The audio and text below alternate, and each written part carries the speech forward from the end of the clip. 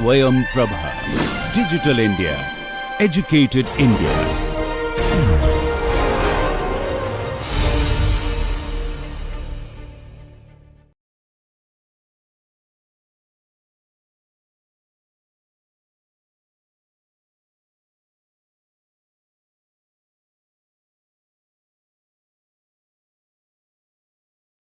We are going to discuss about different forms, especially the rectilinear and curvilinear form in this lecture. When you look at the visual images, we try to read the pattern it is made out of. So, the first consideration is that we look at the form and the content, and we try to see how the content is matching with the form, how the form is gelling with the content. So, that is the whole process of visual reading to put into a nutshell. Now, when we try to read the forms, we try to understand that what are the characteristics that they are holding. So, when we see that they are going by a geometric pattern that is otherwise rarely present in nature. If we say that there are geometric patterns, then maybe we associate it with some crystal formation that is available. Although some of the artists, especially artists like César, they commented on such issues that all natural forms can be seen in terms of the geometrical unit. So, at the end of it, all the patterns that we get to see, they can be simplified and brought down to basic forms which are geometric in nature, like for example, there are squares, rectangle, triangles and so on.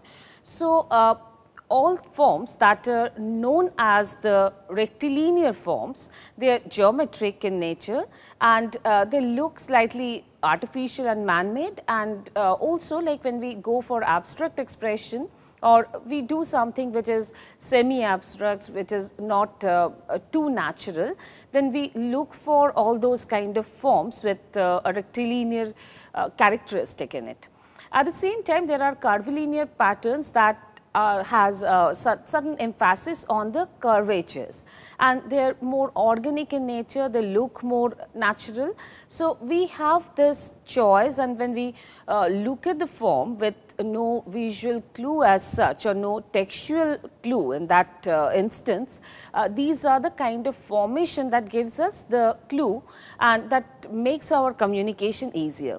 At the same time, I must also say that this is very fascinating to see how we can combine the both forms which are otherwise very diverted in nature, but they can be combined, put together and experimented.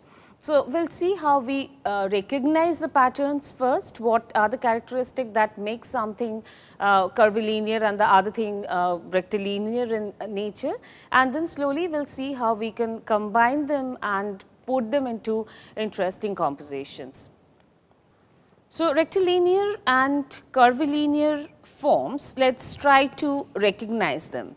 As I mentioned earlier, that rectilinear forms are geometric, they are inorganic, non-living in their basic characteristics.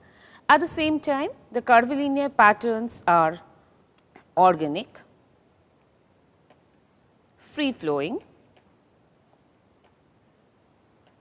and lively or living in nature. And the examples must be that when we see a pattern like form that creates a pattern like sedimentation that we see in nature, that we have layers,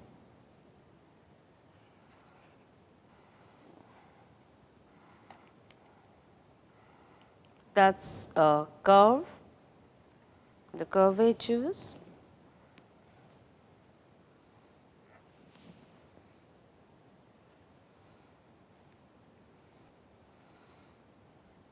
so when we think of any natural shape like a form which is as curvy as this, it gives us a formation which is more organic, This is more like when we make a cross section of any natural objects, a tree trunk, we take a cross section of a tree trunk, what we get inside is a pattern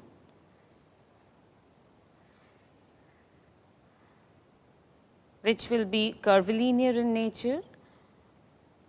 All the fibers will go up in some cases, so we'll just get dots, and the other surface will have formations that will also create textures which are curvilinear in nature.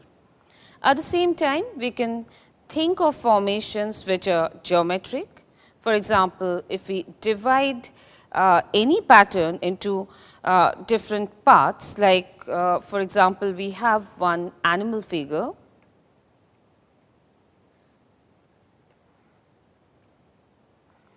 which we are trying to simplify.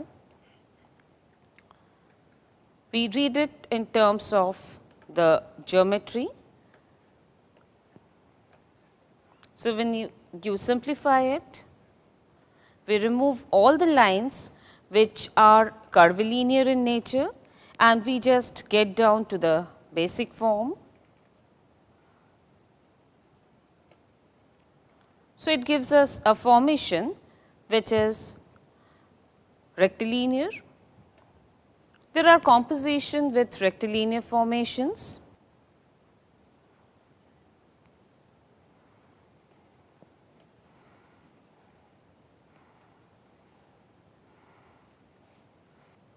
Many architects in their architectural projects have used space in a rectilinear formation.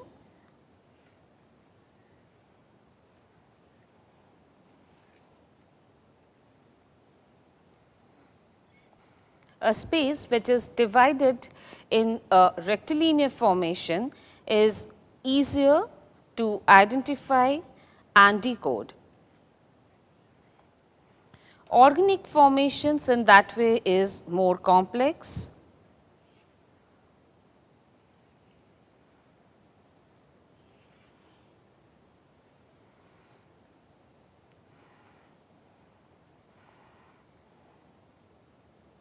So, when we emphasize on curved lines, it does some kind of a change in the space that brings us to some associations with forms which are more organic and natural in nature. At the same time, we also do a lot of space economy when we choose to use this two kind of formations. For example, if we are given a space and it's a small space and we are supposed to arrange things into a same space, it's more like you have maximum objects to accommodate in a small space. In that condition, we go for rectilinear formations, because curvilinear form will take more space that do not necessarily do much space economy. Let's try and see that with some examples. So, if we are given a few rectilinear forms,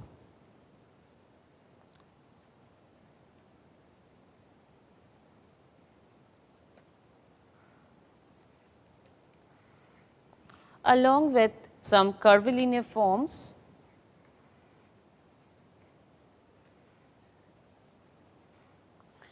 rectilinear forms may save a lot of space. We can always bring those areas closer and save the spaces in between.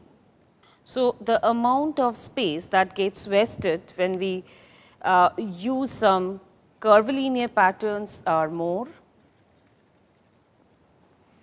So, for a composition, when we want a space to be arranged properly, may it be the book columns, when we have a heading, the body of the text,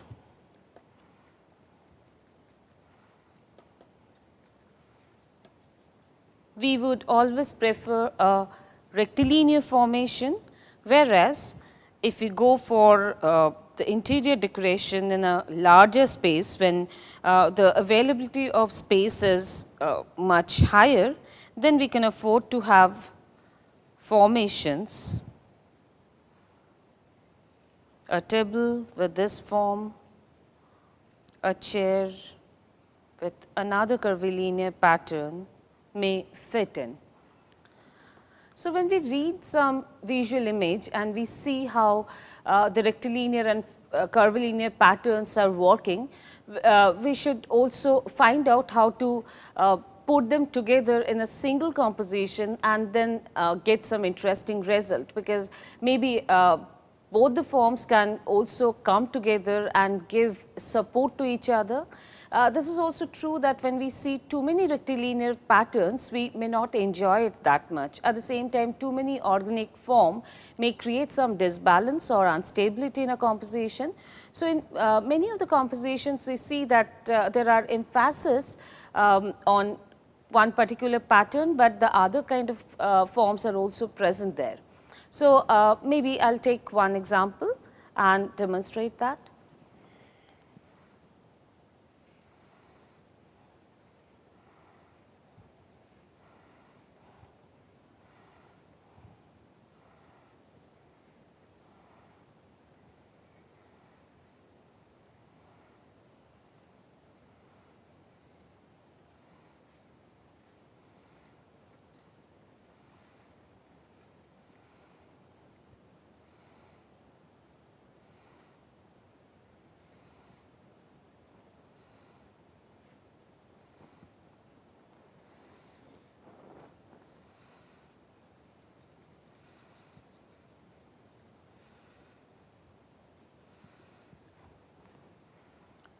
So, in this composition, the curvilinear form that is present and getting a lot of emphasis will be balanced by quite a few rectilinear patterns. So, the rectilinear formation may also work as the stabilizer or crutch for a composition where there is some emphasis on the curvilinear shapes or the organic formation. Similarly, when we have a formation of a different type,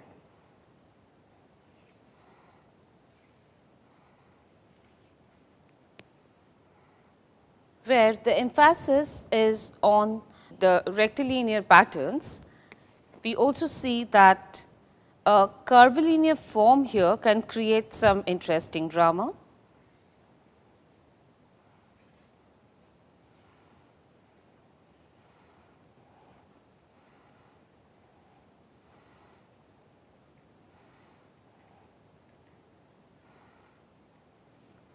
So, now it is our time to try out how we combine the two kind of forms with a prior knowledge that they are different in nature, and we need to know how to use them in their maximum potential.